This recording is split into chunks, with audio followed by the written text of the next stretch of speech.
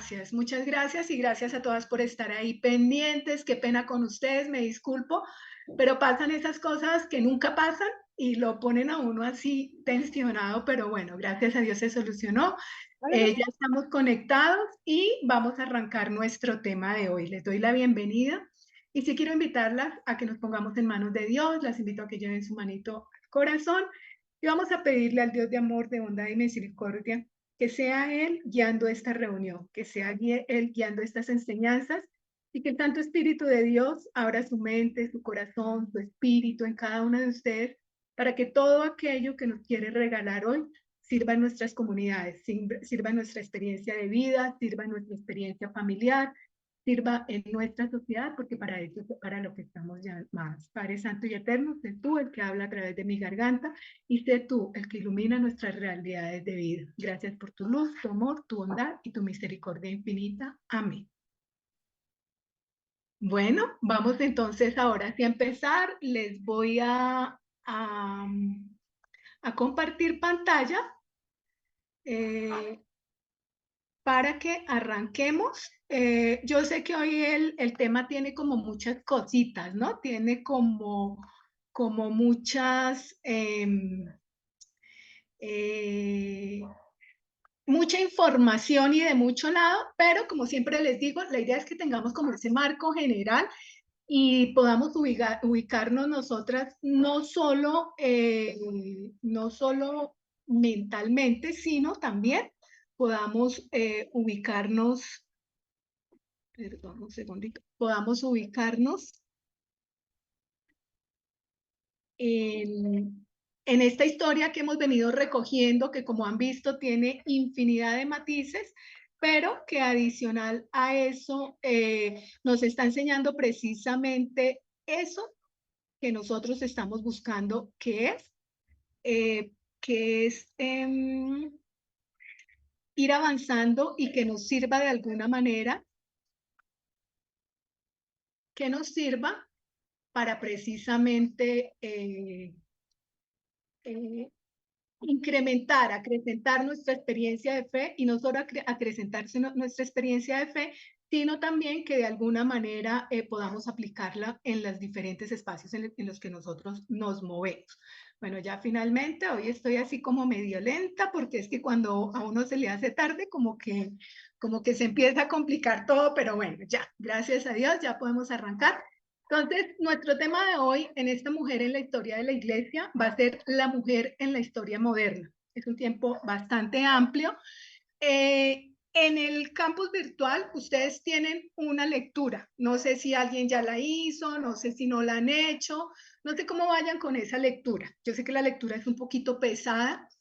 Los que la han hecho me parece grandioso. Los que no, les recomiendo que de todas formas, por favor, la hagan porque de verdad que eso nos enseña mucho. Vi también que muchos de ustedes participaron en el foro. Me parecieron propuestas muy interesantes las que pusieron en el foro, tanto de la semana pasada como de la semana antepasada. Traté de darles una retroalimentación o por lo menos también complementar desde mi punto de vista lo que ustedes decían, porque como les decía, eso es lo que nos ayuda como a enriquecer toda esta experiencia y todos estos conocimientos que vamos teniendo.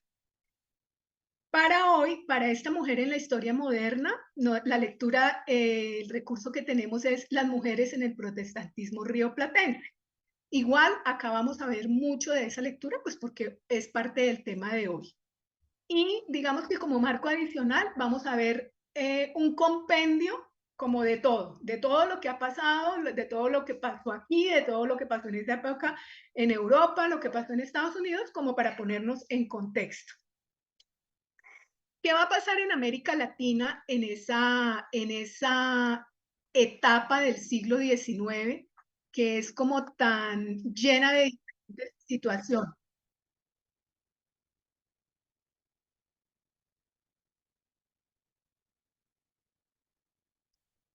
¿No se está viendo mi pantalla?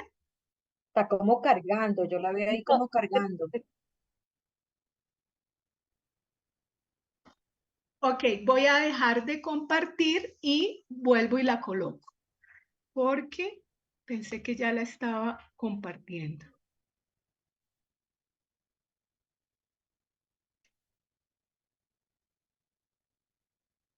Ahora sí se ve la presentación. Ahora sí, Sí, sí, ahora sí ya perfecto. estamos. Sí, Ok. señora. Ay, Ahora muchas abrió archivo. gracias.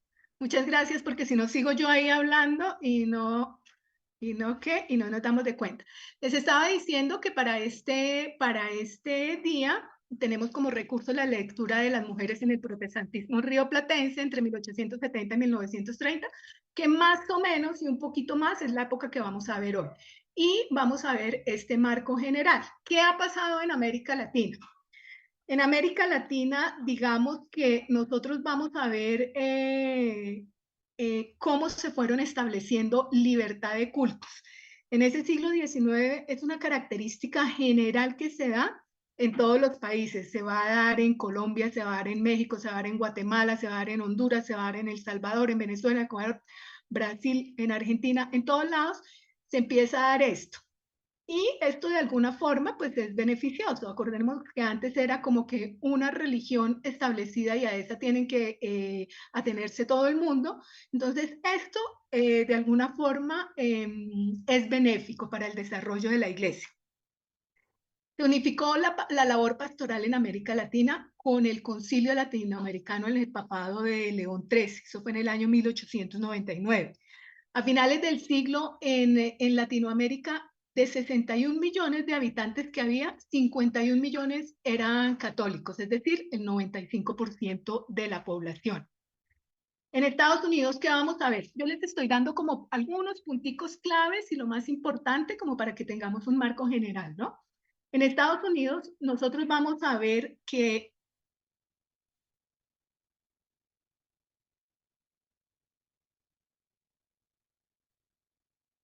perdón, un segundo, que algo pasó acá. Y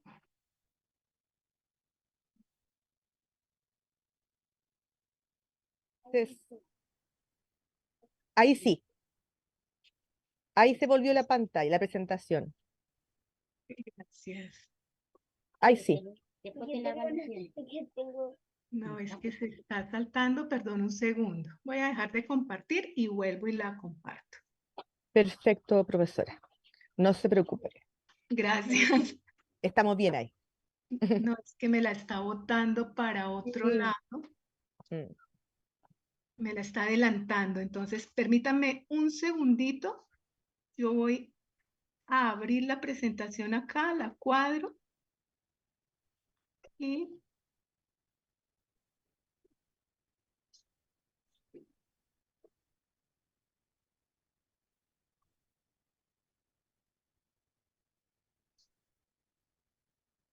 estábamos diciendo que en Estados Unidos, ¿qué pasó? En el 1789 con la Constitución ya se había marcado una separación entre la Iglesia y el Estado, cosa que también nos dice Lisette de Chile, hasta aquí con 4 clases, solo un mes y encuentro muy extraordinario, muy edificante. Gracias a Dios, sí, porque de verdad que hemos logrado avanzar y hemos aprendido. Yo también he aprendido muchísimo y le da uno gracias a Dios porque todo esto va a servir en las experiencias de comunidades que ustedes tienen. Para 1980 en Estados Unidos, además de todos los movimientos que nosotros vimos la semana pasada, se habían formado casi 10 millones de católicos. Entonces, como vemos, la presencia cristiana era muy grande, tanto en Latinoamérica como en Estados Unidos, para esta época del siglo XIX. Y digamos que en Europa, ¿qué pasaba? En Europa como que no veían con muy buenos ojos todas las dinámicas que se estaban dando en Estados Unidos, sobre todo, porque para ellos no era razonable ni entendible como esa convivencia entre católicos y miembros de diferentes denominaciones, ¿no? ¿Qué va a pasar en Europa? En Europa se presentó de todo un poco. En Europa hubo un anticlericalismo, pero súper, súper marcado. Acordémonos que eso empezó a tener como sus inicios ya desde las etapas anteriores. Y pues aquí en este siglo XIX, con todas las dinámicas que se dan en Europa y en el mundo en general, pues obviamente se va a marcar mucho más ese anticlericalismo, sobre todo en Francia. En Francia va a ser absurdamente notorio esto y pues va a haber mucha reacción. Y frente a este anticlericalismo, pues va a haber una reacción católica. Entonces, digamos que como que la sociedad se movía entre esas dos orillas, ¿no? En Inglaterra va a ser muy importante algo que se llamó el movimiento de Oxford. Y aquí vamos a hacer un paréntesis porque pienso que es supremamente importante tener ese marco general y saber nosotros de qué se trató o de qué se trata ese movimiento de Oxford. Entonces, ese movimiento de Oxford van a ser entre 1833 y 1845 y van a ser específicamente al interior de la iglesia anglicana. Se empiezan a dar unas dinámicas que hace que sea necesario dar una respuesta. ¿Por qué nace este movimiento? Nace porque precisamente como la sociedad estaba tan llena de dinámicas que confundían y un laicismo absurdamente marcado, yo la verdad cuando veo esto lo asemejo mucho a hoy siglo XXI, ¿no? Las dinámicas que nosotros estamos viviendo, cómo se mueve el mundo, cómo se está moviendo la iglesia, independientemente de la denominación doctrinal que tenga, llámese católico, llámese cristiano, llámese protestante, llamémonos como nos llamemos, pero nosotros como iglesia que somos creyentes en medio de un mundo como tan lleno de congestión y con un laicismo tan marcado como también hay hoy en el siglo XXI, pues obviamente se hace necesario dar respuestas. Esto fue lo que pasó en ese siglo XIX con ese movimiento de Oxford y van a ver algunos profesores y algunos clérigos de Oxford precisamente que vieron importante como combatir esa influencia y pues como tratar de arreglar un poquito las cosas o más que arreglar, por lo menos dar unas directrices, ¿no? Por lo menos decir, el camino debe ser por aquí. ¿Quién va a promover ese movimiento de Oxford? Ese movimiento de Oxford va a ser promovido por John Henry Newman, que yo creo que ustedes lo han oído nombrar, y por John Keble. Ellos le trabajaron mucho, pero cuando más empezó a ganar prestigio este movimiento fue cuando un profesor de hebreo, el profesor Russell, tomó, digamos que como que se puso en la cabeza y pues como era un hombre que tenía una voz y un prestigio, pues el movimiento empezó a ganar muchísimos partidarios y muchísimos discípulos. ¿Qué va a hacer este movimiento? Va a sacar el Tratado para los Tiempos. Este tratado o estos tratados, hay una página en internet que es muy buena, les recomiendo que la lean. Es esta, les dejé acá la dirección, anglicanhistory.org. Ahí están todos los tratados. Es súper interesante porque muy seguramente de ahí podemos sacar y rescatar cosas que nos pueden incluso servir para dar respuesta hoy en día. ¿Cuál va a ser el objetivo de esos tratados? El objetivo de esos tratados va a ser una respuesta e interpelar a la gente y inquietar a la gente. Ser una respuesta que precisamente a las dinámicas que se están dando. A veces cuando se bombardea con tantas situaciones que ocurren en una sociedad, igual que como les digo pasa hoy, a veces como que no se sabe a dónde mirar, como que no se encuentra una respuesta, como que tengo preguntas pero no sé las respuestas o tengo respuestas pero no sé las preguntas. Entonces, digamos que este tratado, el objetivo era ese, de ser una respuesta y a la vez generar una inquietud en la gente para que viera si realmente hay cosas que no están funcionando, hay cosas que están mal, hay cosas que debemos corregir. Créanme que vale la pena leer estos tratados, yo les dejo ahí la dirección, entren y vale la pena. ¿Qué vamos a encontrar en esos tratados? Yo les traje dos ejemplos pequeños, pero que pues es interesante verlos. Por ejemplo, el tratado número 1 se llama Reflexiones sobre la Comisión Ministerial. Este tratado dice que va dirigido respetuosamente al clero. ¿Qué plantea Newman allí? Allí Newman está planteando el problema de los tiempos que se están viviendo, el problema en los que se encuentra la iglesia y pues que realmente nadie hace nada aparte de saber que el problema está ahí. Él va a hablar allí de que se ha descuidado el fundamento real de la iglesia, que se ha descuidado la misión apostólica. Él va a hacer un llamado a que se recuerde a que el Señor Jesucristo dio su espíritu, a que el Señor Jesucristo impuso su espíritu a sus apóstoles, o impuso sus manos dándole su espíritu a sus apóstoles, y ellos a su vez impusieron sus manos a quienes les sucedieron, y los que les sucedieron sobre otros, y así, de esa manera, pues ese don sagrado, que es el apostolado, pues se ha ido transmitiendo. Y él dice, de ahí vino y de ahí se transmitió a los actuales obispos, y que de alguna forma son los que los han nombrado a ellos, se incluye Newman ahí, como ayudantes, y que en cierta forma son representantes. Es decir, él está diciendo, nosotros somos representantes de ese apostolado que se fundamenta en la base primera y real, que es Jesús.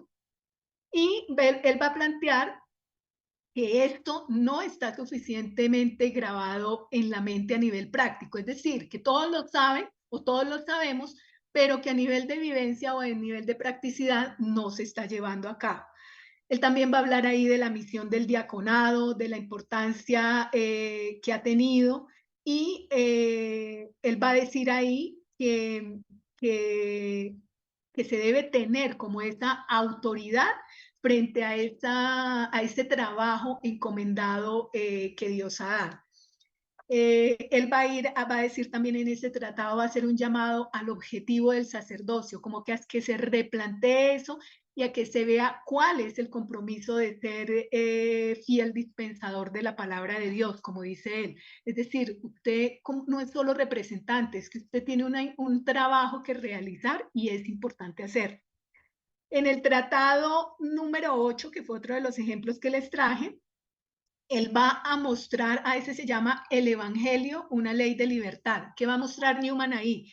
Newman va a mostrar que se debe considerar que la Biblia enseña cuestiones de fe, que son doctrinas que son para la salvación, pero que además es importante, y esto es muy bello, tener en cuenta que el Evangelio es una ley de libertad. ¿Y qué quiere decir él con eso? Él lo que quiere decir con eso es que nosotros somos tratados como hijos, no como sirvientes. Entonces, que por lo tanto, así se debe, digamos que vivir el Evangelio. Que no estamos atados a un código de mandamientos formales, sino que somos dirigidos como aquellos que aman a Dios y que desean agradarle. Entonces son planteamientos muy bonitos y que, si ustedes se dan cuenta, son muy actuales y que muy seguramente podrían enriquecer nuestras comunidades, nuestra iglesia en general. Es decir, Newman lo que hace es establecer una conexión con el nuevo pacto que Cristo otorga como nuestro Señor y Salvador. Es decir, eso no es un caso aislado, eso es una vivencia, eso es algo precisamente para establecer esa relación. Y en este tratado, algo que se va a cuestionar es qué es lo que más probablemente agrada a Cristo. Y es una pregunta que me parece no solo válida, sino también que debiéramos actualizarla y nosotros también hacérnosla a diario. ¿Qué es lo que nosotros creemos que realmente va a agradar a Cristo? Y él va a decir que tanto la pregunta como la respuesta van a hallar, digamos que iluminación y una respuesta plena a la luz de las escrituras. Entonces, como vemos, este movimiento es un aporte grandísimo, primeramente a la iglesia protestante, pero que de alguna manera nos puede seguir iluminando algunas experiencias de fe. Como les digo, vale la pena leerlo, vale la pena rescatar muchos de los elementos que están ahí y que pueden ser muy útiles e iluminar esta realidad laical que nosotros estamos viviendo en el siglo XXI. Más tarde, ya por allá en el año 1845, Newman se convierte al catolicismo. Él en el 47 se ordena sacerdote y después en el 79 es nombrado cardenal. Un hombre que tuvo una experiencia de fe y de iglesia amplia, digamos que diferente, enriquecedora, y enriqueció además, porque estamos hablando que enriqueció a dos doctrinas, y que sus escritos sin duda son un aporte para el crecimiento de la iglesia o de las iglesias en general, diría yo. Ya pasando ese paréntesis que quise hacerles, seguimos con esas generalidades de la iglesia del siglo XXI, Y adicional, digamos que a ese ambiente general de ese mundo eclesial que se estaba moviendo por todo lado, se genera una avalancha de cambios a nivel social y a nivel de vida muy grande, porque hay nuevos inventos, hay nuevas posturas, hay nuevas formas de pensamiento. Es decir, se da de todo y todo esto indudablemente va a alterar y va a generar cambios, cambios de todo tipo, cambio a nivel social, cambio a nivel eclesial, en todos los aspectos. Siempre que el mundo se mueve, todos nos movemos en mayor o menor grado.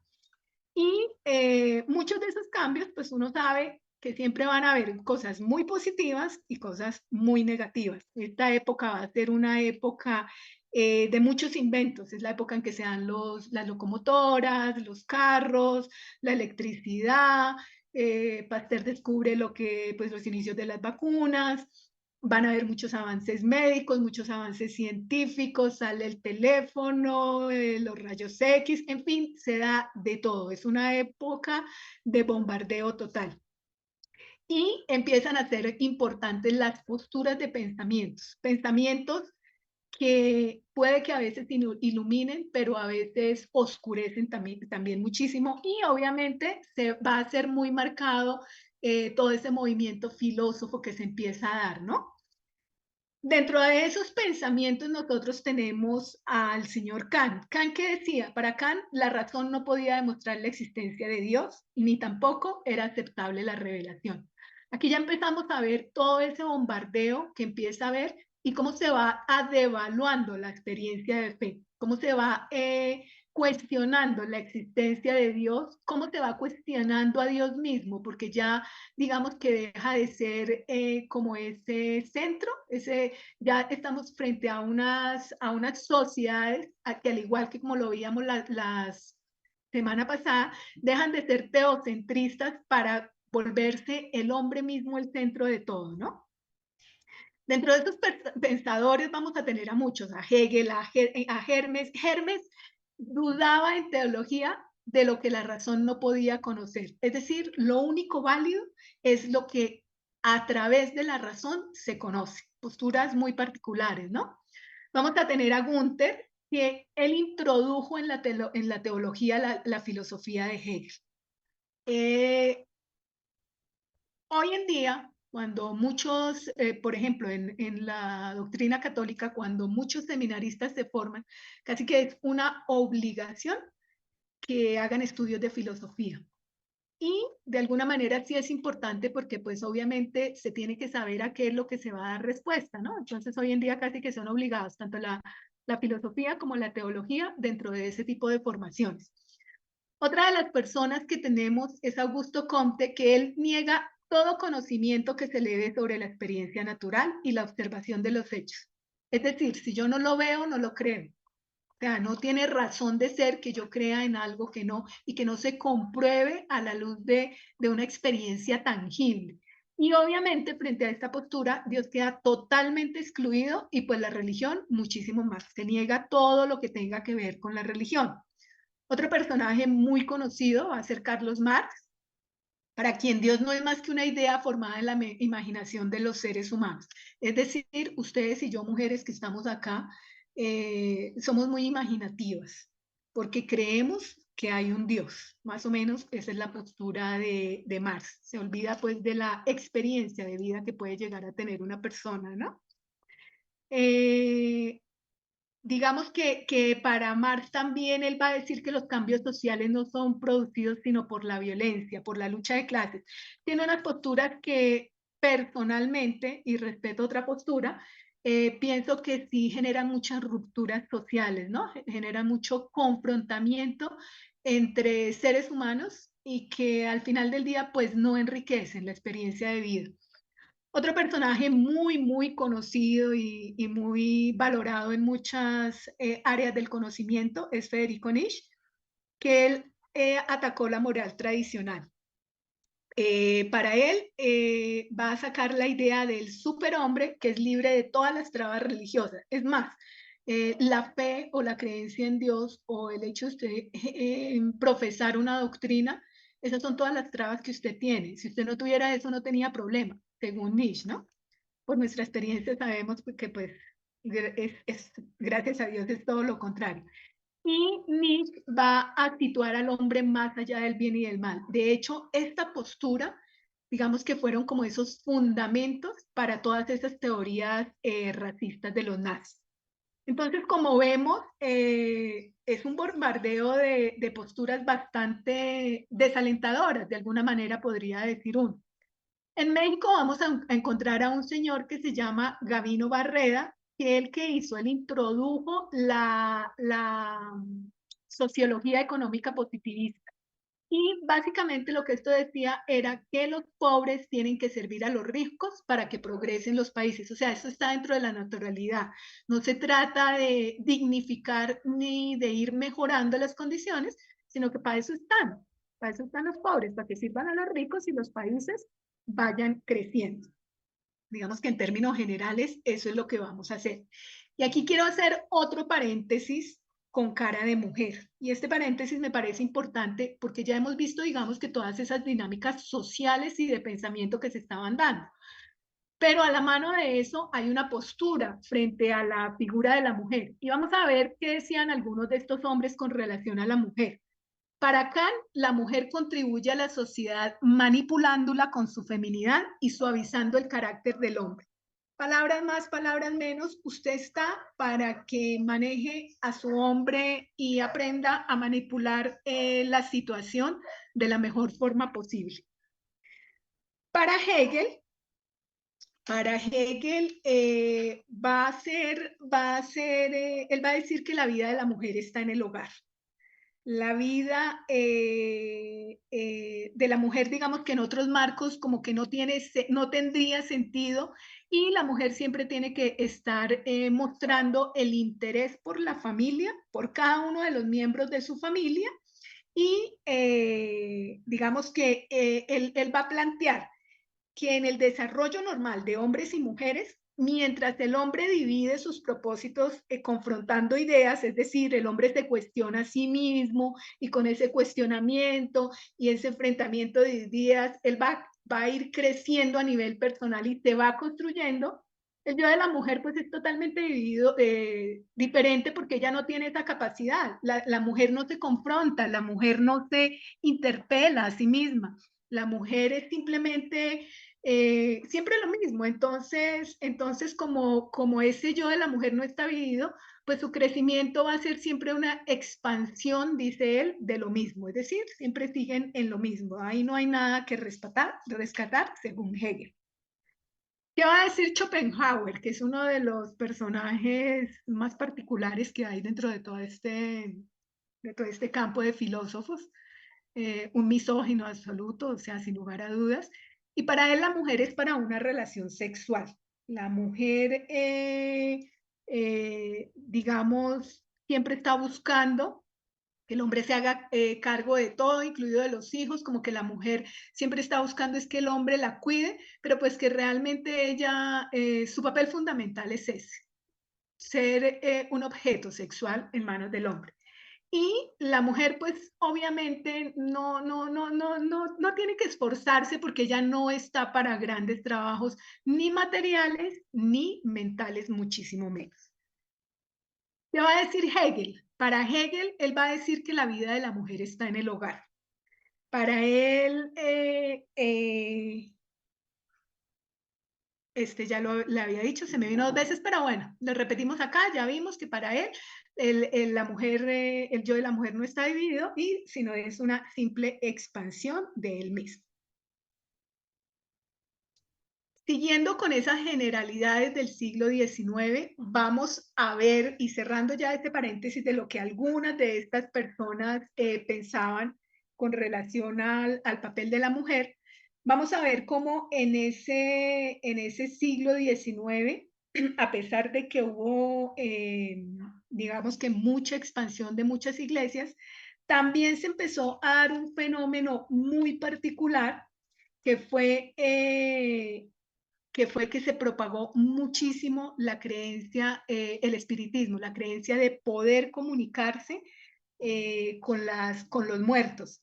Entonces esto va a ser algo que empieza a darse. que si nosotros nos acordamos, por ejemplo, de hace 8 o 15 días, era algo que era impensable, por lo menos cuando se formaron las primeras iglesias, ya cuando se obtuvo el título de religión, acordémonos que estaba prohibido todo lo que fuera comunicación o adivinación con tripas de animales, todo lo que fueran altares, todo lo que fuera paganismo, ¿no? Aquí de alguna manera empiezan a propagarse todas estas creencias y de hecho se hacían sesiones en diferentes lugares. Esto va a ser muy usual tanto en Europa como en Estados Unidos, como en Latinoamérica, en Argentina particularmente se dio y se propagó también muchísimo esto.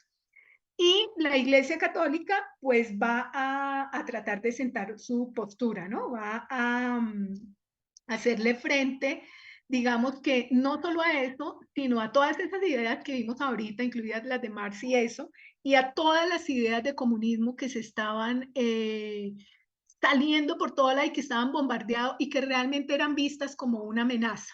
Vuelvo y digo, hoy en día en muchas regiones de nuestro planeta se están dando estas mismas dinámicas. ¿Qué va a pasar con esto? Pues que se va a ver la necesidad de que haya una cooperación y es así como se empieza a entablar un diálogo entre la Iglesia Católica, la Iglesia Protestante y la Iglesia Ortodoxa precisamente para hacerle frente a estas dinámicas que se estaban dando. Entonces, como vemos, han habido momentos en los cuales la misma iglesia, digamos que se dejan de lado esos rótulos que tenemos y se entablan diálogos que son supremamente importantes y enriquecedores dentro de toda la experiencia de vida. Es una época en que va a haber mucha tendencia a la unión y esto se da en diferentes partes. En Estados Unidos fue muy usual, o en Norteamérica más bien fue muy usual, porque se empieza a dar toda esa cooperación interdenominacional. Acordémonos que ya se dieron los grandes avivamientos y que todos los grupos terminaron haciendo uso de eso. Pues aquí empieza como a haber esa cooperación entre diferentes denominaciones y gracias a esto se va a generar la Sociedad Bíblica Americana, la Sociedad de Esfuerzo Cristiano, las Juventudes para Cristo Internacional. En Canadá se va a dar la Iglesia Unida de Canadá, que básicamente era, como dice el nombre, una unión de presbiterianos, metodistas y congregacionalistas. Todo esto indudablemente ¿a qué va a ayudar? Va a ayudar precisamente a que se enriquezcan esas iglesias y a que de alguna manera se incremente y se acreciente esa experiencia de fe. Ya digamos que con todas esas enseñanzas nacidas a partir de la reforma y con todo el crecimiento que estuvieron esos diferentes grupos que se fueron formando, y todo lo que ocurre en este finales o en estos últimos 30 años del siglo XIX se va a entrar a un siglo XX permeado de un evangelismo en avanzada muy grande. Y se van a empezar a generar institutos bíblicos como el Moody, universidades como la Wheaton, seminarios cristianos como el Fuller, como el Dalias, que fueron fundados siempre por líderes cristianos muy comprometidos y preparados con la doctrina y la práctica evangélica en general. Digamos que ellos estaban como que permeando todas las áreas de la vida. En ese siglo XIX vamos a ver algo que se dio también y que nació precisamente de esas encuentros, podría decirse, esos encuentros que empezaron a haber entre las diferentes denominaciones y digamos que dieron como resultado que se empezaran a tener en cuenta este tipo de cosas. En el siglo XIX vamos a ver algo que se conoció como la ideología de la mujer al hogar. En este sentido, vemos cómo hay una parte de sociedad que no ve con buenos ojos o no empieza a ver con buenos ojos el hecho de que la mujer empiece a entrar a diferentes ámbitos, ¿no? Y empieza a darse unas dinámicas que de alguna manera como que el campo los espacios que se habían ganado se empiecen como a ir de para atrás, y esto en Europa, sobre todo, esta ideología de la mujer al hogar en Europa fue muy dura. ¿Por qué? Porque es que ellos planteaban que una mujer respetable y digna de respeto era la que se dedicaba a las tareas femeninas dentro del hogar. Es decir, si usted no hacía esas tareas dentro de sus tareas como mujer, o no cumplía con su papel de mujer dentro de su hogar, usted no es una mujer respetable, y mucho menos es digna de respeto. Y esto va a ser muy duro, sobre todo para las mujeres de clase baja. ¿Por qué? Porque ellas ya de entradita están perdiendo su dignidad y no pueden ser señora de su hogar. Porque aparte de que se les pide que trabajen más, porque tienen que trabajar en la casa, tienen que trabajar en un trabajo que muchas veces es muy mal pago, y tienen que someterse a condiciones duras, tienen que empezar a trabajar, ya sea con familias, ya sea en fábricas. Es decir, donde estas mujeres logren ubicarse, ahí consiguen un trabajo, pero muy por debajo de unas condiciones salariales y de dignidad, eh, muy por debajo a la que pudiera tener un hombre. Entonces, se les está quitando la dignidad, y aparte de todo, se les está quitando como el respeto, porque es que como usted trabaja, no es una mujer respetable. Y resulta que si no trabaja, entonces no tiene con qué comer, literalmente hablando. Entonces vemos que es una etapa bastante, bastante difícil, o dentro de todo este mar de avalancha de situaciones que se empezaron a dar en ese siglo XIX. Ya a mediados del siglo XIX empiezan también a ver y a figurar esas mujeres que intervienen en la vida social, y que empiezan como a darle un cambio a esta dinámica, que empiezan como a darle la vuelta, afortunadamente, por lo menos en muchos sectores. Y en la segunda mitad del siglo XIX vamos a ver muchas mujeres que son muy activas en esa vida social, pero que además empiezan a desarrollar movimientos de mujeres, movimientos como el International Council of Women. eh, Empieza a darse el Female Labor Association en 1888. Se dio también la Unión Nacional de Mujeres Votantes, y a raíz de este grupo van a ser más adelante el internacional, ya no solo nacional, sino el internacional de mujeres votantes. Están también las mujeres cristianas, o sea, empiezan a darse una serie de movimientos que van a ser muy enriquecedores, y que de alguna forma van a empezar a rescatar como toda esa dignidad perdida que se estaba dando de esa mujer. A finales del siglo XIX, por allá entre 1895 y 1898, nosotros vamos a nombrar aquí a dos mujeres que hicieron algo realmente muy, ¿cómo sería la palabra? Admirable, muy admirable, pues teniendo en cuenta, ya vimos todas las dinámicas que se estaban moviendo, teniendo en cuenta la situación social, y teniendo en cuenta el mismo papel de la mujer, ¿no? Y son Elizabeth Cady Stanton y Antoinette Brown. ¿Ellas qué van a hacer? Ellas se dedican a revisar la interpretación tradicional de la Biblia. Ellas empiezan a estudiar y empiezan a ser muy, muy metódicas en ese estudio bíblico y en esa interpretación que siempre se ha hecho. Por demás, una interpretación, obviamente, desde la figura del hombre. Y esto va a dar como resultado que ellas saquen la Biblia de la mujer. Esa Biblia de la mujer se publicó en dos partes, una parte en 1895 y la otra parte en 1898. Uno puede decir que esa Biblia de la mujer fue uno de los primeros movimientos emancipadores de la mujer norteamericana. O sea, como les digo, es una cosa realmente admirable, porque estamos en un contexto en que se requiere mucha fortaleza interior, diría yo, para llegar a ese, indudablemente, pues mucha gracia y mucho Espíritu Santo, pensaría yo. Y ¿qué va a pasar? Que todas estas mujeres cristianas digamos que las mujeres cristianas de la época van a empezar a ver que es importante que su voz sea escuchada, y esto después pues va a dar inicio a muchos movimientos.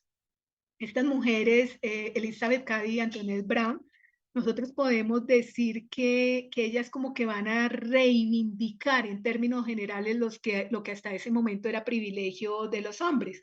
Una de las cosas que logran estas mujeres a través de este trabajo que hicieron fue la ciudadanía con derechos y deberes, y los deberes que eso tiene, que era algo que con lo cual la mujer no contaba. Entonces, como vemos, a partir de un estudio bíblico, logran también un impacto social muy fuerte y muy grande. Y como les digo, van a empezar a salir toda esa cantidad de movimientos cristianos. Y ¿por qué? Porque pues la mujer ve la necesidad de ser escuchada. Esos movimientos cristianos, ¿por qué se van a dar? Se van a dar porque obviamente las mujeres empiezan a ver que es necesario mejorar las condiciones de la mujer desde una perspectiva cristiana. Y siempre va a ser necesario mejorar las condiciones de un ser humano, pero siempre tengamos en cuenta ese fundamento de cristiano, que es como que lo que le marca a uno un horizonte real y no se desvirtúan, que es lo que de pronto nos está pasando hoy en día, ¿no? Siglo XXI vemos supuestamente una lucha por los derechos de la mujer, pero pues lo hemos repetido en todos los encuentros que hemos tenido, donde realmente lo único que se hace es desfigurar completamente la figura misma de la mujer y la del hombre. Es decir, el ser humano se empieza a desvalorizar de una forma. ¿Por qué? Porque se entra en batallas campales. ¿Y eso por qué se da? Porque no hay un fundamento cristiano que oriente, que guíe y que le indique a usted el camino es este. Dentro de todos esos movimientos, nosotros vamos a tener a la Sociedad de Feministas Cristianas, que van a sacar un movimiento que se llama el feminismo cristiano. Este movimiento nace en el Congreso Feminista de 1896. ¿Y qué buscaba básicamente este movimiento? Defender los valores cristianos. Ese siempre era como el horizonte, y si ustedes se dan cuenta, desde la época primitiva hasta esta edad moderna que venimos, siempre ha habido una o dos o un grupo de personas que han estado siempre como que tratando de volver a eso, a rescatar esos valores, a defender esos valores, porque finalmente eso es lo que va a enriquecer la experiencia de fe y la experiencia de comunidad. Y cuando hablamos de experiencia de fe, de comunidad, estamos incluidos en la parte individual y de alguna forma permea a la sociedad en general. En el marco católico, dentro de estos movimientos cristianos, vamos a tener a una mujer que se llama Cristina Belgiojoso, que ella va a hacer un ensayo que se llama Ensayo de Formulación del Dogma Católico, en 1842. Básicamente es como todo un planteamiento y un estudio frente a todas las posturas de fe. Y va a haber una mujer muy interesante que se llama Marie Marguerite, que Marie Marguerite es la presidenta de la Sociedad Feminista Cristiana. Entonces, como vemos, empiezan en las diferentes denominaciones a ver esa presencia, a ver ese cuestionamiento con voz de mujer que es tan importante. Y ella va a escribir El feminismo cristiano en 1900. El feminismo cristiano básicamente lo que hace es como hacer un análisis de toda la situación de la mujer en ese contexto que se estaba viviendo. Y esta mujer, Marie Marguerite, va a decir que ella intenta plantear cómo se ha hecho muy mal uso del nombre de Dios, y que cómo el nombre de Dios se usa en vano de todas formas, y que eso se ha hecho únicamente con el objetivo de subordinar a las mujeres. Dentro de los planteamientos que ella va a decir, y les traje este porque me pareció muy interesante, Ella va a decir, el feminismo cristiano nace el día en que el Hijo de Dios, que no tuvo padre en la tierra, llamó a la humilde Virgen de Nazaret al incomparable honor de ser madre. Una cosa muy bonita, rescato ahí ese honor de ser madre, que es un eco que debemos traer a día de hoy. Como si fuera lo más natural, el derecho canónico y el derecho civil, los curas, los legisladores, las escrituras y las constituciones, las confesiones religiosas y los partidos políticos se ponen de acuerdo con una conmovedora unanimidad para proclamar a la mujer su inferior y su objeto. El Estado, con una ciega docilidad, no hace más que suscribir las sospechas y los juicios de la Iglesia. Entonces, como vemos, es un planteamiento bastante fuerte, es un llamado muy fuerte que ella está haciendo, porque les está diciendo, ustedes se escudan en la palabra, se escudan en Dios, pero se olvidan de lo fundamental. Y mire, algo tan elemental como el hecho que Jesús es hijo de una mujer y ustedes simplemente sacan normas, sacan leyes, devalúan a la mujer y piensan que lo están haciendo todo perfecto. Más o menos eso es, digamos que lo que esta mujer quiere mostrar.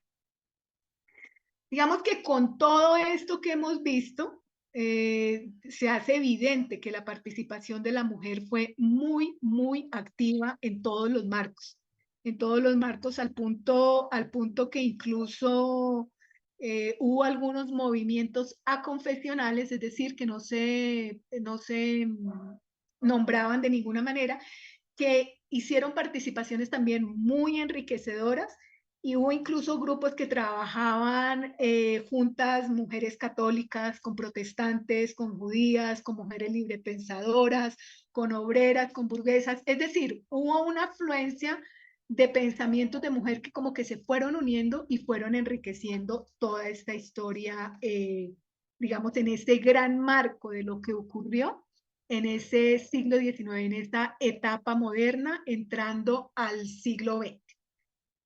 Voy a parar acá un segundo y quiero que miremos y me cuenten cómo vamos, cómo se sienten hasta ahora y si alguien quiere hacer un aporte o hay alguna pregunta, que me cuenten, por favor.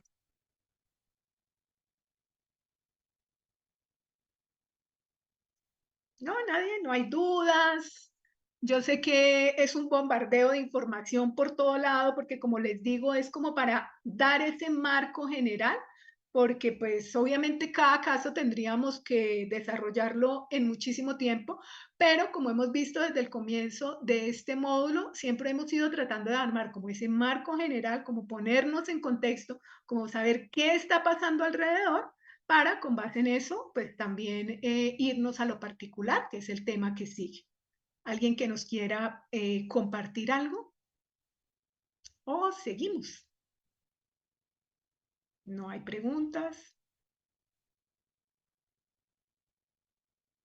¿No? Bueno, entonces como no hay preguntas, no hay dudas, vamos a seguir adelante. Nosotros tenemos dentro de las actividades que teníamos y dentro del tema a desarrollar el día de hoy, nosotros tenemos la lectura de las mujeres en el protestantismo rioplatense de 1870 a 1930. ¿Cómo les fue con esa lectura? Si quisiera escucharla un poquito y saber cómo nos fue con esa lectura. ¿Alguien alcanzó a hacerla o si quisiera escucharlas? ¿Qué percepciones tienen de esa lectura, del recurso que tienen en el aula?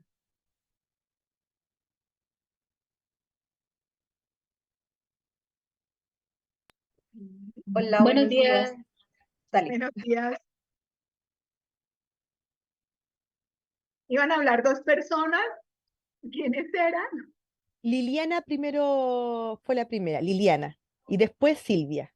Cuéntanos, Liliana. No, sí, qué pena. No, lo que te iba a decir es que yo estuve revisando anoche el campus y como hasta la hora que revisé todavía no habían subido la lectura, entonces no la alcanzo a leer. No sé si me pasó solo a mí, a todos nos pasó, porque yo lo estuve revisando, pues porque tú siempre nos dices al siguiente día qué leyeron, pero no sé, lo miré como hasta las 9:30, algo así, y no estaba, entonces no la alcancé a leer. No sé si alguna o solamente me pasó a mí que no la encontré, bueno, no sé.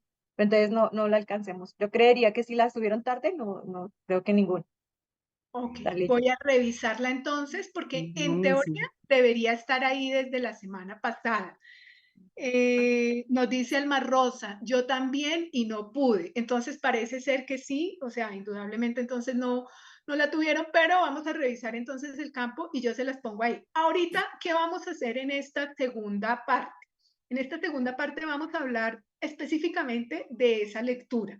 Como les digo, yo sé que es una lectura un poquito pesada porque también tiene mucha información y trata como de poner un marco general, pero es una lectura muy interesante. A mí personalmente me gustó mucho, la verdad la leí creo que como 3 veces para tratar como de coger los puntos más importantes y traerlos acá. Entonces, bueno, no hay problema. Silvia, que también nos iba a hablar, ¿nos ibas a decir lo mismo o hay alguna otra observación? Hola, buenos días. Buenas, bueno, aquí todavía son de mañana. Buenos días. ¿Cómo estás? Les comento que igual yo tampoco lo encontré, entonces yo no lo pude leer, entonces eso era lo que iba a comentar. Pero gracias, lo vamos a revisar después de la clase, tal vez ahí lo vemos. Ok, Y ok. Dios les bendiga a cada una.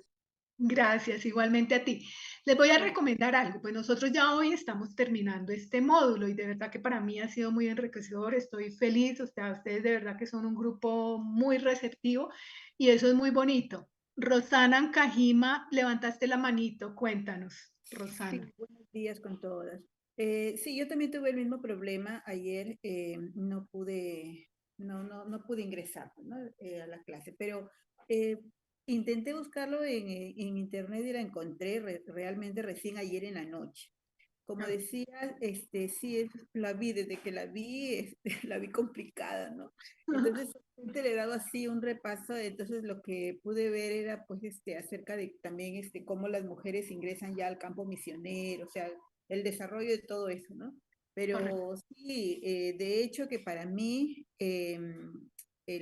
los dos cursos que estamos llevando, para mí es de gran ayuda y me ayuda a entender cómo ha sido el desarrollo y cómo llegamos hasta ahora, ¿no? Por ejemplo, eso de cómo nace la Biblia de la mujer, aspectos que de verdad son eh, interesantísimos, pues, ¿no? Lo que sí rescato y lo que sí yo digo es que tenemos que estar pues siempre en constante estudio, renovando nuestro conocimiento, ¿no? Entonces, yo le agradezco bastante. Sí es complicada, solo le he dado una lectura así rápida, entonces tenemos que profundizar un poco más. Gracias. Muchas gracias, Rosana. Sí, indudablemente. Y lo que tú acabas de decir es muy cierto. Toca estar estudiando uno todo el tiempo. Cuando uno ve la historia de estas mujeres se da cuenta. Toca estar estudiando todo el tiempo. Siempre va a haber algo que nosotros tenemos que aprender. Todos los días. Es más, cuando uno coge el texto bíblico, puede haber leído un texto 100 veces y lo coge las 101 y por alguna razón el Espíritu de Dios le iluminó algo y entendió uno algo que nunca jamás en la vida había entendido. Entonces, por eso es tan importante como ese compartir diario con el texto, ese interpelar el texto y lo que tú dices es estar estudiando. Todos estos recursos nos sirven realmente para eso. La recomendación que les voy a hacer, nosotros ya terminamos este módulo, pero para futuros módulos, si les pasa algo como esto, de que no está la lectura, un mailcito al profesor, que si al profesor le llega el mail, inmediatamente puede corregir. O sea, digamos que las personas que estamos a este otro lado de la pantalla, por X o Y circunstancia, a veces o nos equivocamos o se nos pasó algo, pueden pasar mil cosas. Entonces, si algo así les ocurre para futuras experiencias con futuros profesores, ténganlos en cuenta porque de verdad que pues eso ayuda, ¿no? Nos ayudamos entre todos. Bueno, entonces, con base en eso, vamos a seguir con esta lectura de las mujeres en el protestantismo en el Río Plate, perdón, protestantismo rioplatense entre 1870 y 1930. Digamos que a nivel general, nosotros podemos ver que todo ese cambio, todo eso que se ha dado a nivel de iglesia, todos esos cambios, todo ese trabajo que se ha hecho con los laicos, todo ese trabajo que se ha hecho con los movimientos cristianos, eh, ya en el siglo XXI, en 1911, se van a, las diferentes iglesias van a empezar a moverse aún más. En 1911 pasa algo muy particular y es que en Inglaterra se va a fundar la Alianza Internacional de Juana de Arco. Quise traerlo a colación, ¿por qué? Porque acordémonos todo lo que pasó con la pobre Juanita, que lo vimos hace 15 días, creo que fue, ya no me acuerdo. Entonces, es una iglesia, es una comunidad que va a buscar, trabajar por los derechos de la mujer en la iglesia. Entonces, como vemos, son muchos esos movimientos. Y dentro de todos esos movimientos y con todos esos grupos de mujeres que se estaban moviendo alrededor del mundo, nosotros vamos a entrar y digamos que ese es el marco general, el marco global que tenemos frente a esta lectura de las mujeres en el protestantismo rioplatense. Es en toda esa época que se mueve esto que nosotros vamos a ver acá. Y de acuerdo a lo que nos va a decir el autor en la lectura, ¿cuál va a ser el objetivo de este artículo? ¿O él por qué escribió este artículo? Él escribió este artículo básicamente para ver cómo se percibían las mujeres, para captar las miradas de las mujeres que las mujeres desarrollaron de sí mismas. Es decir, ellas cómo se estaban autoconcebiendo en esa época, cómo se percibían a sí mismas esas mujeres. Y también para ver los cambios que lograron. Las reformas que estas mujeres lograron impulsar en la sociedad, como nos va a decir el autor.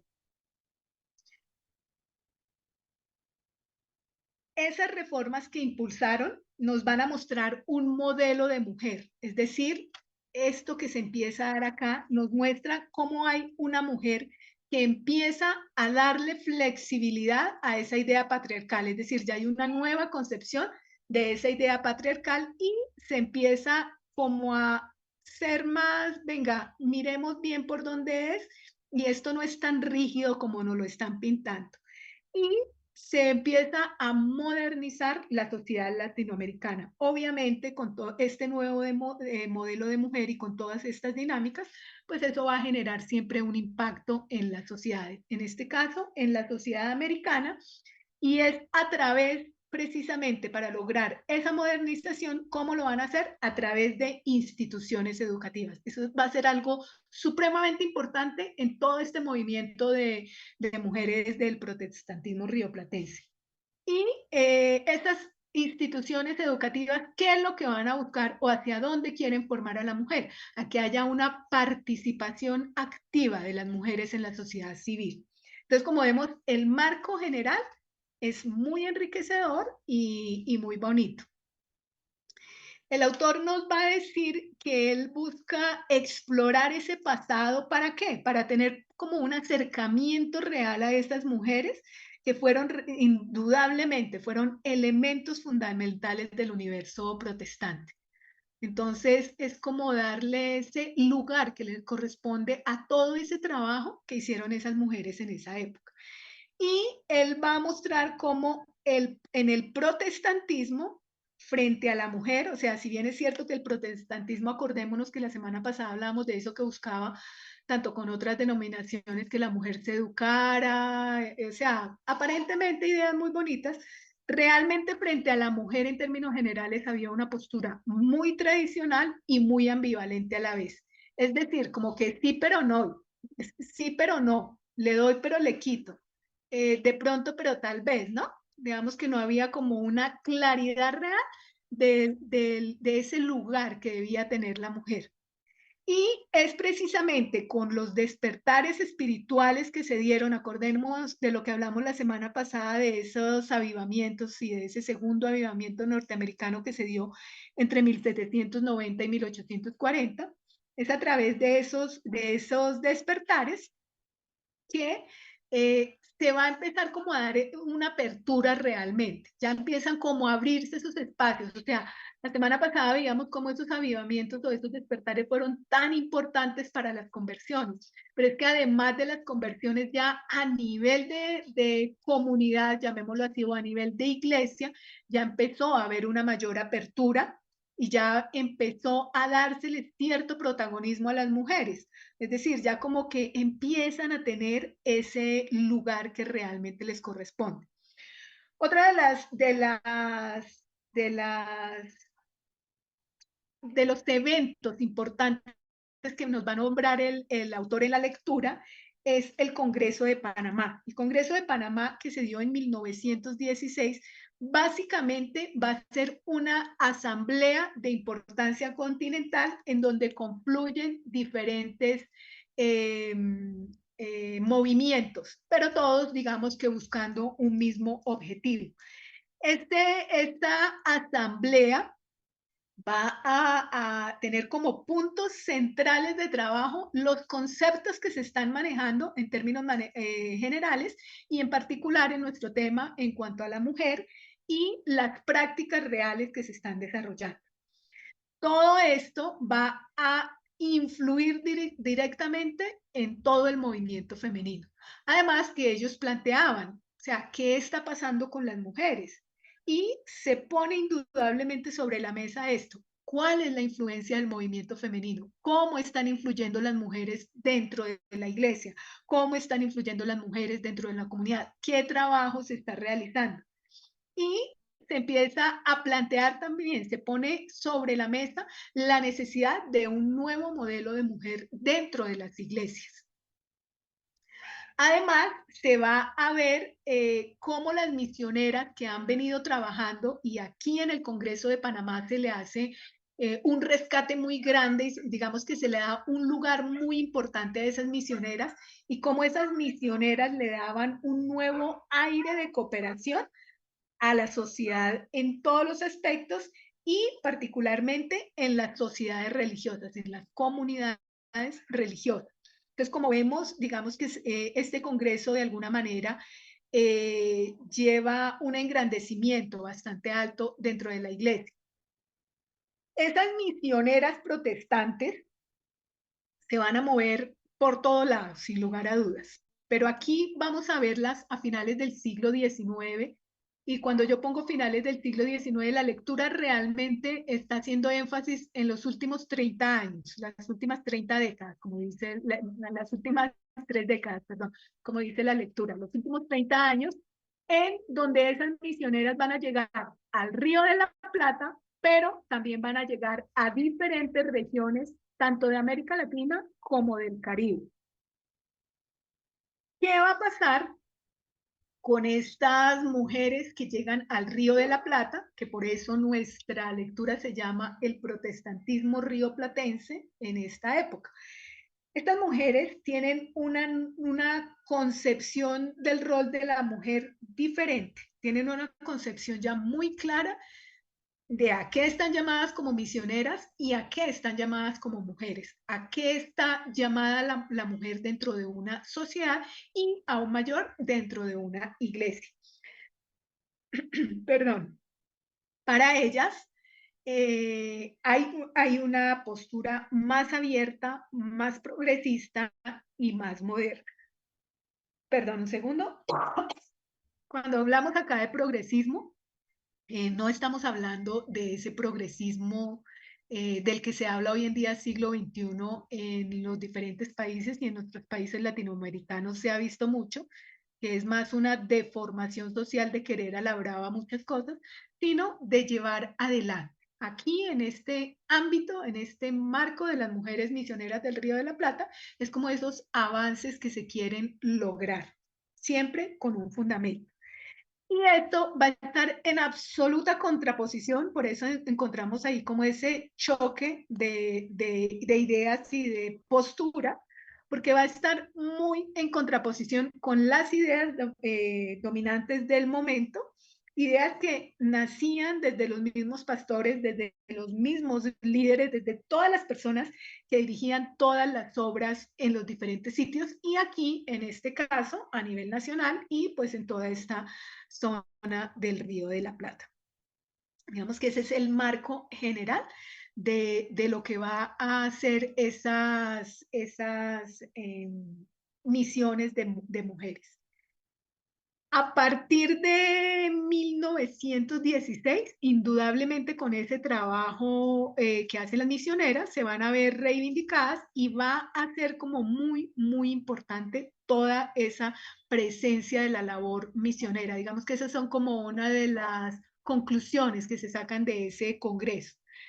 Ya con los revival norteamericanos o con esos reavivamientos, como habíamos dicho hace un momento, va a haber una apertura ¿a quién? A las mujeres, porque se empiezan a abrir como esos espacios.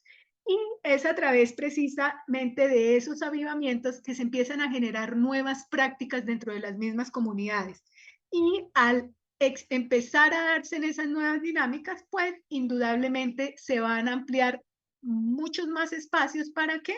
Para las mujeres mismas. Dentro de ese segundo gran avivamiento que hubo, dentro de ese segundo gran despertar que hubo, ¿esto también para qué sirvió? Esto sirvió para democratizar todo lo religioso, es decir, como que esto se amplía. Y va a haber una mayor participación religiosa de las mujeres evangélicas dentro de sus iglesias y dentro de sus comunidades. Adicional a eso, cuando uno ve que a partir de esos avivamientos que tuvieron todos los movimientos de Estados Unidos, que si nos acordamos, hubo muchísimas conversiones, pues todo eso indudablemente sirvió para engrandecer esa evangelización de todas las personas que no se habían convertido y va a dar como resultado también todas esas misiones que empiezan a mandarse a Latinoamérica. Empiezan a ver muy, muy importante y va a haber, como ya decimos, esta apertura. Por un lado, a todos los que sentían el llamado, que es como se les decía, es decir, hay una mayor participación, ya todas las personas que hagan parte, si sienten un llamado, pueden empezar a ser parte como de esa iglesia y de esas dinámicas de iglesia y a esos nuevos roles que van a tener las mujeres en la iglesia. De esos avivamientos norteamericanos, como nosotros decíamos, surgieron muchas iglesias y de esas iglesias se va a dar que las mujeres ya van a ser vistas como hermanas, es decir, se les da el mismo lugar o por lo menos la misma denominación como se les llamaba a los hombres hermanos, a las mujeres se les va a dar ese nombre de hermanas. Todo este marco que él hace aquí de esos reavivamientos norteamericanos lo hace ¿por qué? Para poner precisamente en contexto de cómo es que precisamente por todo esto que ya se había dado, estas mujeres misioneras van después a poder llegar a Latinoamérica y realizar todos los trabajos que se hacen. Usualmente, las mujeres que participaban, digamos que de todas estas dinámicas que estamos viendo aquí a partir de estos reavivamientos, eran mujeres que lo hacían sin el respaldo realmente ni de los esposos ni de los papás, pero que se sentían motivadas y que afortunadamente lograron entrar a estos espacios. Digamos que todo esto sin duda nos deja ver que todo ese entusiasmo que generaron los reavivamientos se hicieron como cada vez más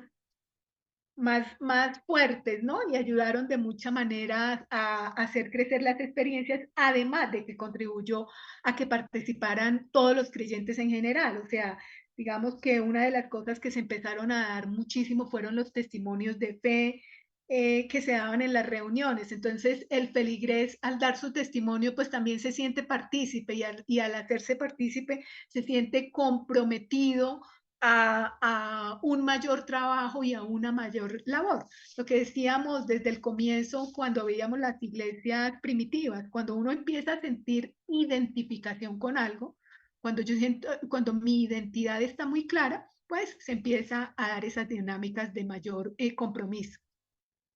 Se empiezan a dar las reuniones de campo, que básicamente eran reuniones muy largas en donde se va a ver, digamos que unas dinámicas diferentes a lo que la gente estaba acostumbrado. Va a haber improvisación de expresiones muy espontáneas como la música, los himnos, las oraciones, incluso te van a dar prédicas del Evangelio. Entonces hay como ese enriquecimiento dentro de las mismas reuniones, dentro de las mismas vivencias que la gente empieza a tener al interior de esos encuentros. Y ese camp meeting va a generar la necesidad de predicadores. ¿Por qué? Porque no había predicador para tanta gente. Empiezan a abrirse y a llegar cada vez más y más gente, que se hace necesario tener más predicadores, y realmente no lo sabía. Y como no había suficientes ministros ordenados, entonces eso es lo que va a dar lugar a ese testimonio público del cual yo les hablaba ahorita. Y ese testimonio público va a ser muy importante porque, y yo creo que ustedes lo han vivido en sus iglesias, digamos que es una manera de evangelizar también, y es una manera de predicar precisamente también. Además, se va a dar la predicación de los laicos. O sea, ya como que se abre un nuevo espacio, porque ya usted simplemente no es la persona que llega, escucha unas palabras y se va, sino que como que hace parte de todo ese tejido de iglesia que se está formando, en donde empiezan a ver todas esas expresiones y testimonios que van enriqueciendo la propia experiencia de fe y la experiencia de fe de cada comunidad. Y es dentro de esa predicación de los laicos que se va a abrir espacio a las mujeres. Entonces la importancia en este sentido es aún mucho más grande. ¿Por qué? Porque las mujeres ya van a poder entrar al púlpito, ya van a poder, digamos que ser voz dentro de una comunidad desde la experiencia de fe, desde la experiencia cristiana. Y es algo que es muy importante. ¿Por qué? Porque acordémonos que hasta este momento eso era algo que era vetado para las mujeres. O sea, era casi que impensable. Ya en este punto se logra llegar a eso. Aun cuando pues hay que tener en cuenta también que aún queda muchísimo camino por recorrer, perdón, y que digamos que en términos generales la función de la mujer seguía siendo ser auxiliar del hombre, pero sí se dan los casos. Nos dice Esther. Muchas gracias, Esther. Nos está diciendo, estimados estudiantes, ya está habilitada en el campus la lectura y también la compartiré por aquí. Muchísimas gracias, Esther. Gracias por compartirnos la lectura. Ya, profesora. Bueno. Entonces, como vemos, son dinámicas que se dan, que son muy importantes, aun cuando lo que les estaba diciendo, digamos que todavía se siga viendo a la mujer como una auxiliar del hombre, pero pues van a seguir habiendo mujeres que van ganando más terreno en ese sentido. Hay en todo ese marco del Río de la Plata, van a empezar a ver, digamos que mucho liderazgo, y liderazgo que ha sido muy permeado indudablemente por toda esa teología de reavivamiento. Y eso va a ser muy importante en todo el trabajo que las mujeres desarrollen. Hay un señor que se llama Adolphe Louis Monod, que es un predicador protestante muy, muy importante, que él que va a decir de la mujer. Él va a decir que la mujer tiene una misión de acuerdo a su sexo, y es ser la compañera que Dios le dio al hombre. Es decir, ¿qué nos está mostrando este señor? O lo que nos está mostrando esto es que, a pesar de que, digamos, se había ganado esos espacios, hay todavía posturas que chocan contra eso y que no están de acuerdo, y cuando se ponen en cabeza de una persona de renombre, como en este caso del señor Adolphe Louis, que era un predicador pues importante, y él había estudiado en París, y pues digamos en el marco francés del siglo XIX tenía cierta importancia. Entonces pues de alguna manera encuentra eco, ¿no? Entonces, como vemos, siempre hay como ese tira y afloje. Por eso lo que hablábamos hace un momento de que en términos generales el protestantismo va a haber como una posición ambivalente. Este señor va a decir que esto, que la mujer ha sido hecha para ser la compañera que Dios le dio al hombre. Hasta cierto punto es cierto, sí, esa es una de las funciones, ser la ayuda idónea. Pero acordémonos que en esto también se hicieron muy malas lecturas y no puede uno dejarlo tan sesgado como hasta aquí. Esa es una de las grandes dones y gracias que Dios te dio, ser compañera ideal del hombre con el cual compartes. Pero adicional a eso, estás llamada a muchas otras cosas. Él va a decir que el dominio más apropiado de la mujer es el hogar y la vida doméstica. Como vemos, enmarca totalmente en que de ahí no se muevan.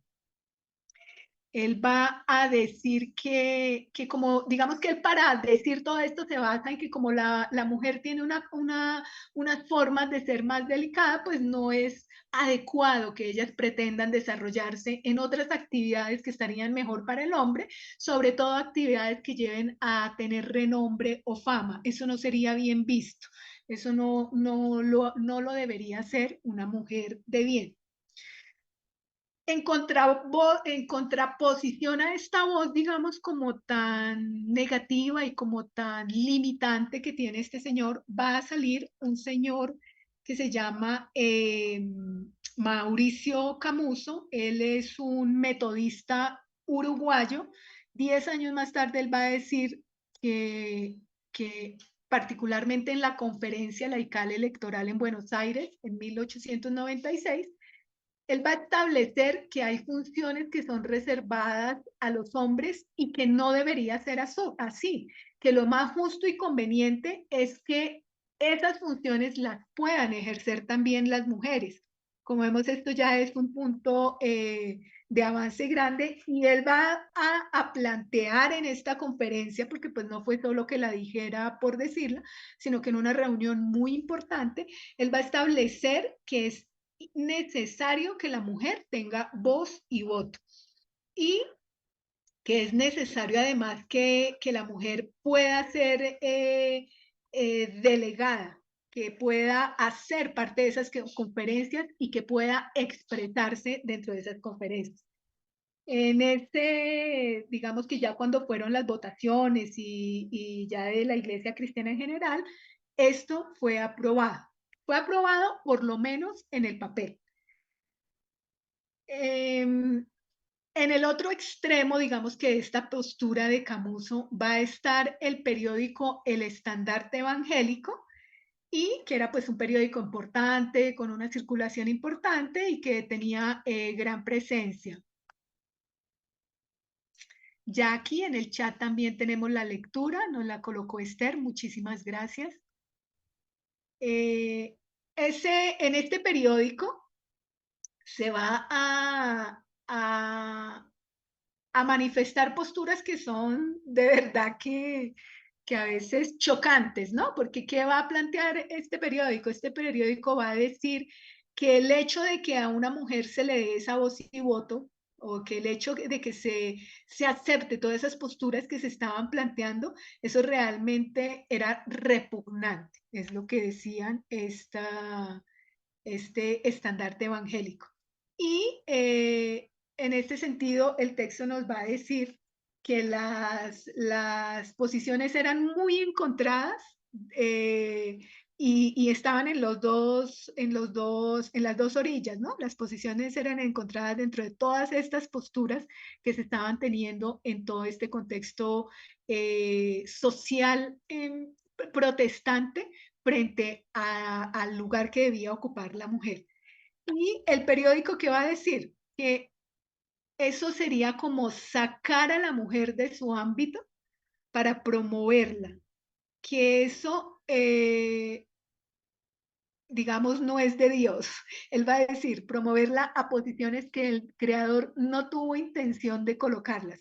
Y quise poner ese no tuvo intención, las mayúsculas son mías, no del texto, porque es que démonos cuenta cuando se quieren hacer postulados obligando incluso a los textos mismos a decir cosas que no están diciendo.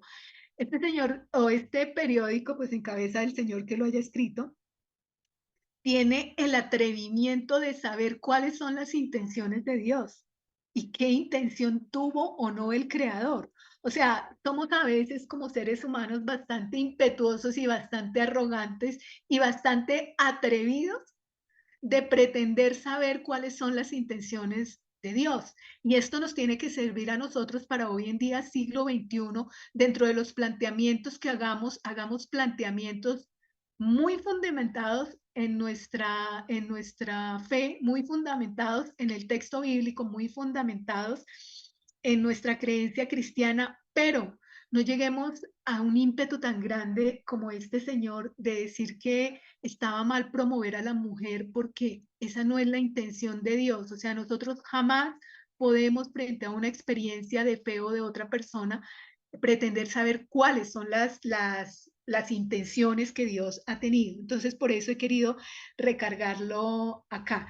Y digamos que en este periódico además se va a decir que todo este espíritu progresista no conduce, sino que no lleva a Dios, sino que va a llevar al infierno.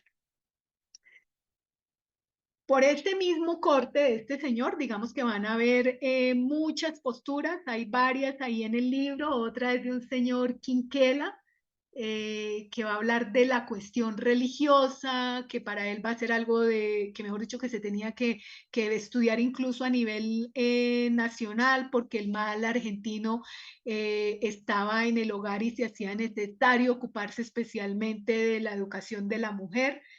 Pero para él, digamos que debía haber una educación separada. Una cosa era el rol de los niños y otra la educación para niñas, que debía pensarse en que la educación para niñas tenía un destino verdadero y era en base a las funciones dadas por Dios.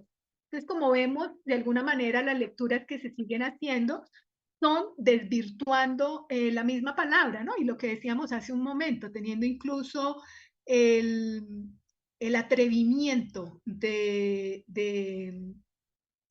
pretender saber qué es lo que Dios quiere o hablar incluso por Dios mismo. Digamos que en todo este tipo de posturas uno diría, no, siempre los hombres. Hay una que me llamó mucho la atención, no le hice diapositiva, porque pues realmente no me daba para una diapositiva, pero sí quiero nombrarla.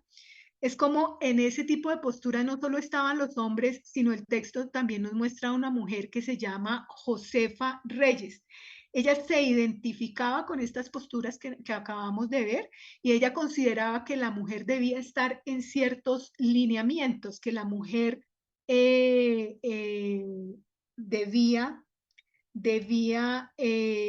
cumplir esas funciones de las cuales los hombres decían y que además las mujeres debían preocuparse de cuidar muy bien a sus hijos, porque en manos de ellas iba a estar el porvenir político y religioso de la nación. Es decir, usted cuide a sus hijos, edúquelos siguiendo estos planteamientos que nos están dictando. Acuérdense que yo vengo hablándoles a ustedes desde el comienzo de ser hacedoras de hombres, de ser hacedoras de comunidad, pero no es este tipo de hacedora a lo que nosotros estamos llamados, a perpetuar como esas dinámicas tan nocivas socialmente, tanto para el hombre como para la mujer, que es más o menos lo que ella está diciendo. O sea, ella dice, sí, hay que cuidar y muy bien el hogar, cuidar a los hombres, cuidar esto, porque pues ellos son los que van a manejar después el país, tanto a nivel político como a nivel de iglesia. Entonces vemos que las posturas, no, esas posturas extremas y en el otro lado, frente al papel de la mujer, no son solo de hombres, son de mujeres y a veces el machismo femenino es muchísimo más dañino que el machismo masculino. Y mujeres tengamos eso en cuenta, porque a veces alimentamos ese tipo de posturas que realmente no engrandecen a la mujer misma, ni muchísimo menos a la sociedad. Y obviamente al hombre tampoco lo engrandecen. Algo que uno evidencia con la lectura es que a pesar de que, digamos, el protestantismo siempre quiso marcar una diferencia frente al catolicismo en su concepción y en sus espacios para las mujeres, pues no fue tan así, ya que digamos que había una muy marcada concepción tradicional y del rol del hombre, del rol femenino, que es lo que la lectura en términos generales nos muestra. Ya digamos que con la creación de la sociedad misionera, la Sociedad Misionera de Mujeres, en Nueva York, en 1861, también se abrió un nuevo camino. Entonces, como vemos, todas estas sociedades de mujeres que se crearon sirvieron mucho ¿para qué? Para abrir estos nuevos caminos en la iglesia, y fueron caminos en los cuales a las mujeres se les dio capacitación, porque si algo tenían claro las misioneras es que las mujeres debían capacitarse todo el tiempo se les debía educar, y debía ser una capacitación tanto en el ámbito bíblico como en el ámbito profesional. Para ellas esa era muy importante. Digamos que a mediados del siglo XIX se va a dar algo muy particular, y es que casi todas las mujeres querían ser la esposa de un misionero. Por lo menos en Estados Unidos esto va a ser muy usual. ¿Por qué querían ser la esposa de un misionero? Porque era la forma que ellas veían de poder servir, de poder ocupar un lugar en la iglesia, además de poder ir a vivir y realizar labor en países remotos y en países diferentes, con comunidades diferentes. Entonces era algo que era muy apetecido. Entonces, por eso estas mujeres se van a caracterizar por siempre querer formar a las mujeres, y va generando como toda esa inquietud. Es decir, vemos grupos de mujeres que generan sociedades, vemos grupos de mujeres como las que le acabo de nombrar, que ven un espacio al lograr hacer familia con un misionero, pero siempre son mujeres que están buscando, ¿no?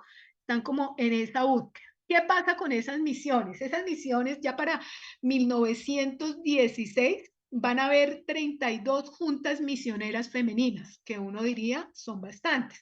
Van a haber misiones femeninas tanto independientes como auxiliares.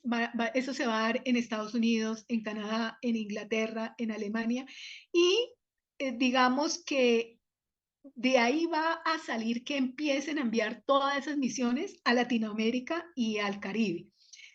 Según la Comisión del Congreso de Panamá de 1916, a ese momento se habían registrado dentro de las misioneras 418 mujeres solteras y viudas, 580 mujeres casadas, 1055 mujeres latinoamericanas que ayudaban a las misioneras o, cuando era necesario, las relevaban. Hubo muchos casos en que ellas terminaron siendo como la cabeza también, después de hacer relevos.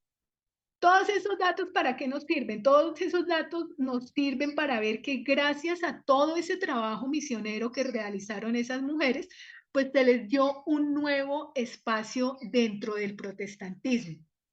Y hasta ese momento, digamos que únicamente antes de todo este movimiento misionero que se dio dentro del protestantismo, antes de eso únicamente las monjas católicas eran las que eran enviadas a misiones de evangelización y de educación. Siempre eran enviadas por congregaciones. En eso digamos que ellas iban un pasito adelante, con unas dinámicas diferentes, pero pues igual fueron misiones de mujeres que también fueron importantes en diferentes espacios de evangelización y de educación. Digamos que las mujeres misioneras empezaron a realizar una labor también de evangelización y de educación, es decir, se complementó lo que otras comunidades y doctrinas pudieran estar haciendo. Y esto fue muy, muy interesante. ¿Por qué? Porque es que estas mujeres misioneras que llegaban a educar y a evangelizar, pues tenían que enfrentarse a sociedades que no estaban acostumbradas a ver a una mujer en ese rol, a tener un liderazgo femenino, ni mucho menos a tener pues como un poder de decisión, como el que tenían de todas formas las misioneras. Y en términos generales, uno puede decir que las misioneras siempre iban a tener una formación bíblica. Siempre fue una preocupación, y grabémonos eso porque es algo que debemos nosotros también incentivar en nuestras comunidades y en nuestras iglesias, la formación bíblica. En términos generales, las misioneras eran profesoras, aunque también se dio casos que había mujeres misioneras que eran enfermeras y otras que se dedicaban al trabajo social. Hacían mucha labor en ese aspecto.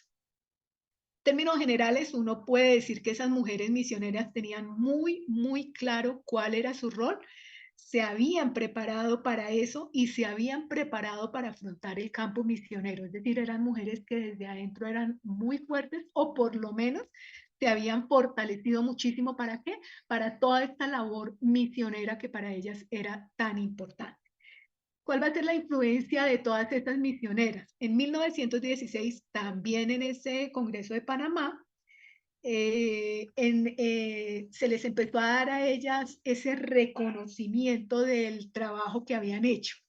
Y para 1916, en Latinoamérica y el Caribe, estas mujeres estaban en 193 escuelas evangélicas que habían formado, en donde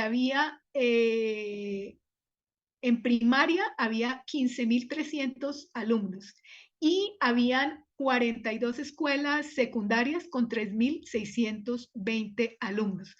La característica de las escuelas de estas misioneras es que eran mixtas, es decir, no era como las católicas que era aparte los niños, aparte las niñas, sino eran mixtas, pero siempre con un carácter religioso o con un fundamento cristiano. Digamos que en términos generales, una amplia misión de mujeres en América Latina y el Caribe. Hubo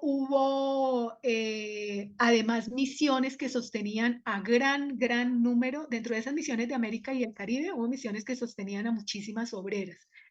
Hubo algo muy importante que fueron las juntas misioneras femeninas. Estas juntas misioneras, o sea, su trabajo era tan fuerte que incluso llegaron a tener un poder económico y pues obviamente esos recursos económicos con los que ellas contaban les daban una autonomía, les daban una independencia. ¿Para qué? Para seguir precisamente enviando misioneros para iniciar nuevos proyectos y muchos de esos proyectos ya sabemos que eran educativos. De hecho, muchos colegios protestantes eran sostenidos por esas juntas misioneras femeninas. Para las misioneras fue muy importante la educación de la mujer. Bueno, dentro de esos colegios, la lectura nos va a nombrar como en el Río de la Plata está el Colegio Norteamericano del Rosario, el Colegio Grandón de Montevideo, el Colegio Ward de Buenos Aires. Nos va a decir también esto que las misioneras para ellas fue muy importante educar a la mujer, en particular en las escuelas secundarias. ¿Por qué? Porque es que ellas veían que ellas eran las que iban a tener que impactar en la sociedad y ellas hacían ver que las mujeres protestantes no perdían su dignidad por educarse o por ser independientes o por luchar por sus derechos, sino que todo lo contrario. Eso no las hacía perder ni dignidad, ni mucho menos iban a poner en peligro sus hogares, sino que todo lo contrario, iban a enriquecer la experiencia comunitaria y la experiencia de sociedad.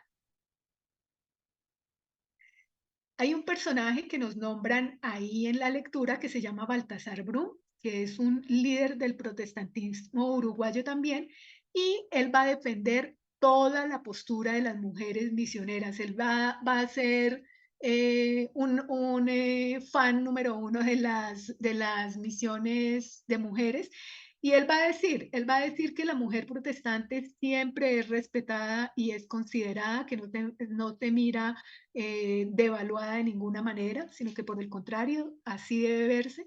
Va a rescatar que la mujer misionera protestante participa activamente, que está en igualdad con los hombres en cuanto a temas de interés se refiere, y que su hogar no va a perder ni confort, ni moralidad, ni integridad por el trabajo que ellas hacen, sino todo lo contrario. Además, él va a decir que son mujeres que cuidan a sus hijos con amor, con solicitud, con dedicación. Es decir, las actividades que ellas hagan no van a interferir con un adecuado desarrollo dentro de hogar o de comunidad que ellas realicen. Va a decir también que el hecho de que una mujer realice actividades políticas no va a destruir ni la moral, ni lo fundamental de la sociedad. Y va a decir que el hecho de que las misioneras estén en todo este trabajo, pues eso no va a perturbar la felicidad de la familia ni de sus hogares.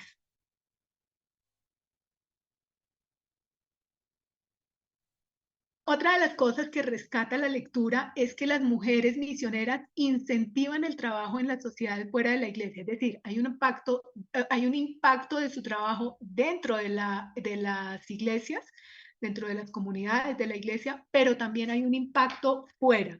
Y ese impacto se va a dar en cuestiones políticas, culturales y sociales. Y las misioneras van a empezar a ver un campo de acción con niños, con ancianos, con hospitales, con recuperación de prostitutas. Es decir, empieza como a ampliarse todo ese espectro pastoral en el que ellas se movían, además de empezar a generar esa conciencia social que era para ellas tan importante y que va a empezar a darse con la promoción del voto femenino. Dentro de los planteamientos, ellas hablan de capacitar es decir, a la mujer hay que educarla, hay que capacitarla, pero hay que capacitar bien para hablar la verdad del Evangelio sin atacar el catolicismo romano. Y esto es algo que es clave porque nosotros a veces tenemos desde nuestras doctrinas de fe ciertas posturas que pensamos hablar la verdad atacando y la verdad habla por sí sola. La verdad no necesita ni confrontación con otra doctrina ni ataque de otra doctrina. Y esto es algo que ellas van a rescatar muchísimo y ellas van a decir que hay que mostrar el camino real a seguir. Otra área de trabajo que ellas tuvieron fue la formación de obreras cristianas en América Latina. Eso fue algo muy, muy fuerte y esto va a dar paso después a que se generen escuelas de capacitaciones muy importantes como la escuela bíblica, que era para la capacitación de mujeres en la tarea de la iglesia. Entonces, todo esto va a confluir siempre como en un engrandecimiento.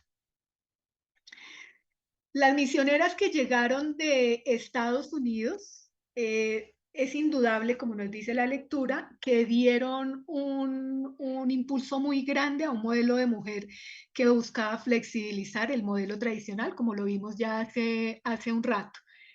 Y impulsaron instituciones educativas, digamos que esto ya es como un resumen de lo que todas esas mujeres hicieron, animaron la participación en la vida civil, planteaban que la evangelización debía generar cambios sociales. Como dijimos, esos cambios sociales pues necesariamente hacían que la mujer tuviera una mayor participación en la vida civil. Y algo que sin duda es un hecho es que las ligas y sociedades de mujeres ayudaron tanto a dar participación como capacitación a las mujeres. Ese siempre fue como el estandarte y como algo muy, muy, muy importante para ellas. Digamos que todo ese movimiento de misioneras con esa mentalidad emancipadora estuvo vigente hasta el año 1930, por eso la lectura de alguna manera no lo enmarca acá, cuando ya el liderazgo pasó a manos de mujeres latinas, pero desafortunadamente toda esa mentalidad inicial se perdió. Toda esa mentalidad inicial, todo eso que trajeron todas estas misioneras y todo ese trabajo que se avanzó, se fue perdiendo. ¿Por qué? Porque desapareció esa idea inicial y como que no se tuvo el arraigo necesario en la mentalidad de las mujeres latinas, como que no se apropiaron de eso, sino que fue más fácil dejar perder como todo ese espíritu que traían esas sociedades y pues tristemente se volvió atrás. Las mujeres rioplatenses, digamos que van a retomar todo ese discurso conservador frente al cual tanto trabajaron esas misioneras en los últimos 30 años del siglo XIX.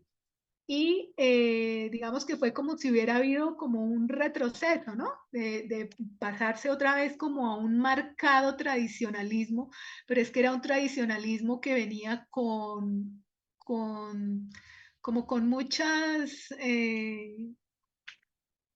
elementos nocivos y que se habían de alguna forma avanzado, pero pues desafortunadamente toda esa modernización no permeó a estas mujeres. Y al final del día terminó predominando el discurso social que toda esta gente que estuvo en contra de estas misioneras siempre quiso y fue como el que después terminó arraigándose. Un ejemplo que nos da el texto de todo esto, de todo este retroceso en el pensamiento, nos lo da con Isabel de Rodríguez, nos dice que es una líder del metodismo argentino y ella va a sacar un devocionario que se llama, un devocionario, perdón, que se llama el devocionario Siembras, que plantea un feminismo cristiano, pero no como el feminismo que estudiamos hace un rato, sino ella va a decir que todas estas exageraciones en las que han caído algunas mentes exaltadas y desequilibradas no son buenas. Ella va a resaltar el pensamiento tradicional, ella va a afirmar que las mujeres amamos el hogar y lo veneramos, que ese es el lugar donde reina, donde impera y donde mejor realiza sus obras.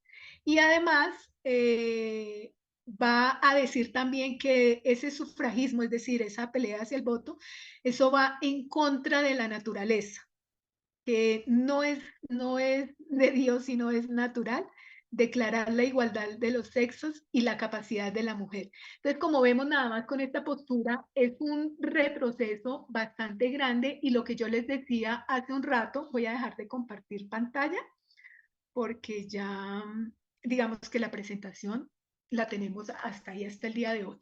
Y con lo que yo como yo les estaba, les decía hace un rato, a veces no hay machismos más malsanos que el machismo que nace de una mujer, porque no llegamos a un punto como este. Vimos toda esa historia tan hermosa, cómo se desarrolló todo eso que pasó en el siglo XIX, todo lo que bombardeó, todo lo que llegó, todo lo que lucharon estas mujeres, todos los espacios que se abrieron, lograr una voz, lograr un voto y tomo yo el liderazgo y me devuelvo, no años, siglos. Ya se van a necesitar, la lectura nos dice, se van a necesitar muchos años para que digamos que se vuelvan como a retomar esas voces y como a dar ese nuevo impulso. Entonces, digamos que en perspectiva, si uno lo ve,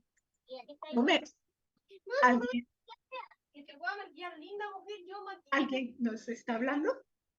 Habla bien. Si lo vemos en perspectiva y tratamos de traerlo a nuestras realidades, que es lo que siempre nosotros tenemos que hacer con todo tipo de estudio que hagamos, cómo lo podemos hacer vivo en este siglo XXI, en nuestras dinámicas que independientemente de que unas de nosotras estemos en Chile, otras en Perú, otras en Guatemala, donde estemos, vemos dinámicas muy parecidas que a nivel de iglesia y a nivel de sociedad se dan. Ahí es cuando uno tiene que plantearse, como lo hizo Newman, cómo vamos a responder a todo esto.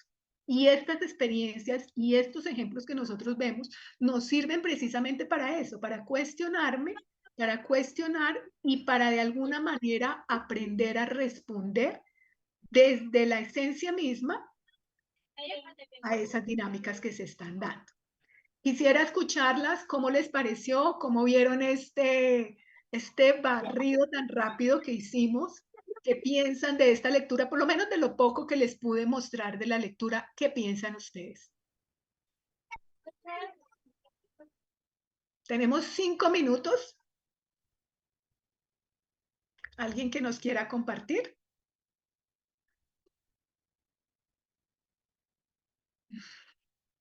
No, nadie. No, no se queden mudas. Ustedes son mujeres siglo XXI. Algo tenemos que sacar de aquí o en algo de pronto vemos nuestra sociedad identificada. Muy excelente clase. Te agradecemos un montón por todas tus enseñanzas. La verdad que es un recorrido por la historia y buenísimo, ¿verdad? Y lo que tú decías, ¿verdad?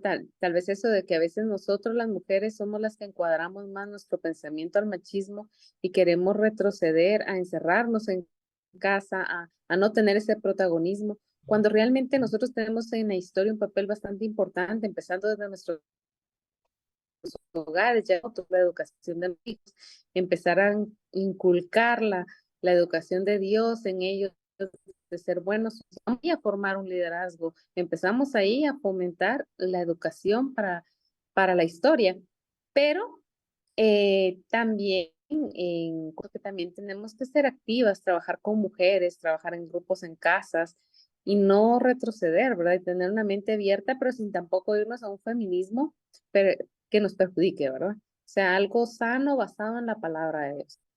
Es mi comentario por el día de hoy y saludos a todos y gracias por la clase. Bendiciones. Muchas gracias, Silvia. Gracias a ti, gracias por tu participación, porque sí, yo pienso que Liliana tiene la manita levantada. Cuéntanos. Bueno, también muy de acuerdo con lo que decía la hermana Silvia. Finalmente es una clase bien interesante, es densa porque es demasiada Mucho. información, conocer la historia de la iglesia, pero también es poder ver cómo ha sido el vaivén de las mujeres en todo el recorrido de la historia desde los primeros tiempos, desde la iglesia primitiva, y cómo ver lo que tú nos decías, ¿no? Se gana, se pierde, se gana, se pierde, avanzamos, atrasamos, y estoy completamente de acuerdo con Silvia. O sea, definitivamente cosas, digamos, clases como estas y estos aprendizajes nos llevan a ubicarnos también en el tiempo en el que estamos y en la necesidad de seguir, de continuar.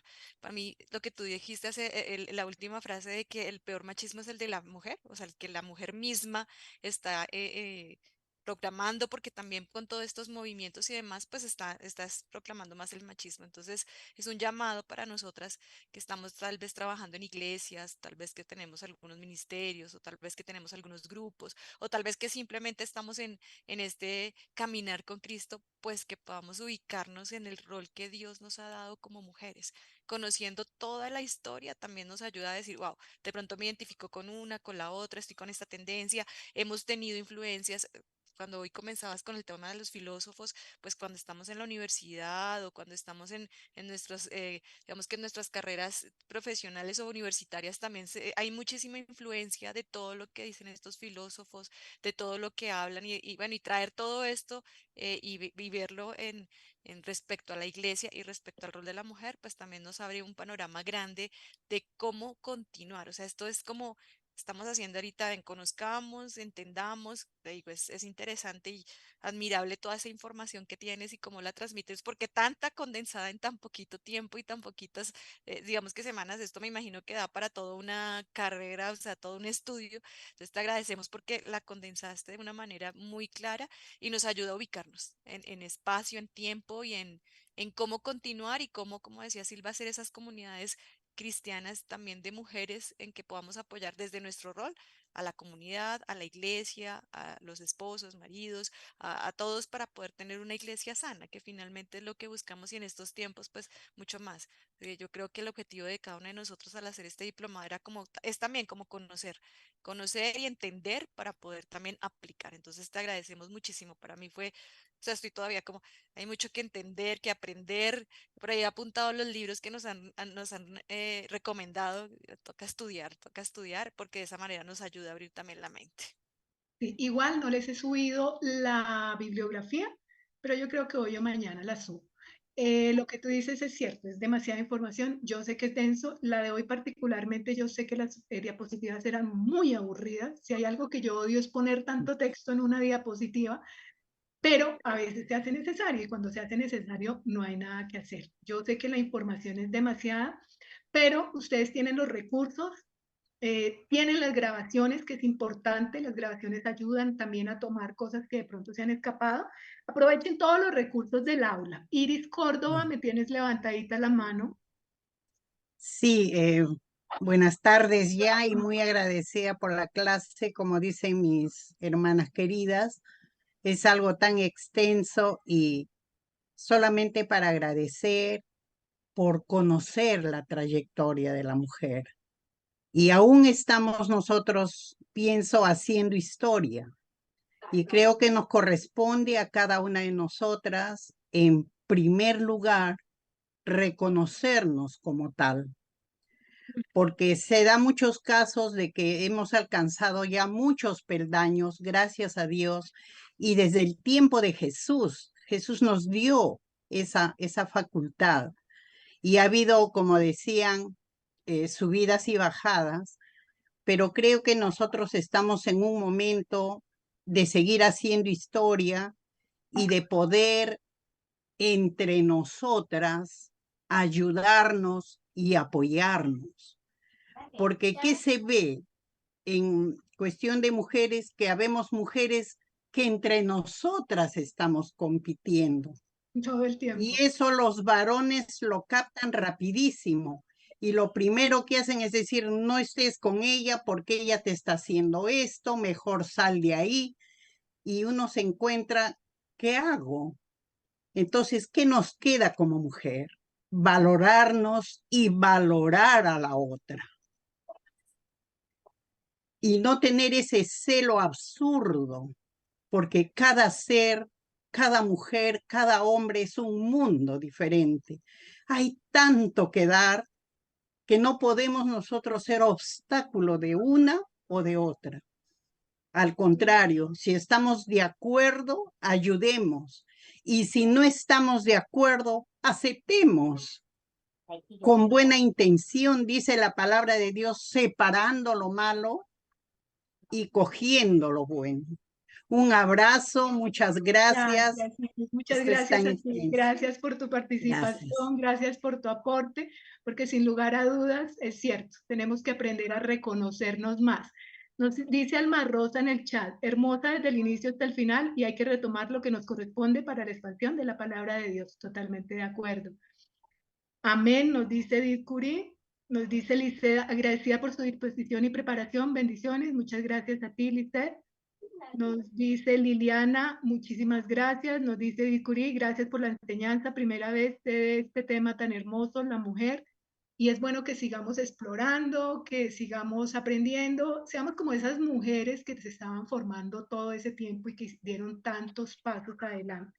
De nosotras depende y aprendamos a ser más solidarias entre nosotras. A veces somos muy competitivas, a veces en todas las iglesias se da, y lo digo porque digamos que yo, por gracia de Dios, he tenido la suerte de trabajar con diferentes comunidades, dando cursos y eso, y uno lo ve y eso se percibe, a veces llega uno a una comunidad y nota como esa tirantez por esa gana de notoriedad que a veces tenemos, que es muy natural en el ser humano. Pero no nos olvidemos de siempre de cuál es el fundamento, por qué estoy yo aquí, por qué estoy yo en este curso, por qué estoy dando esta prédica o esta charla o por qué estoy realizando esta actividad.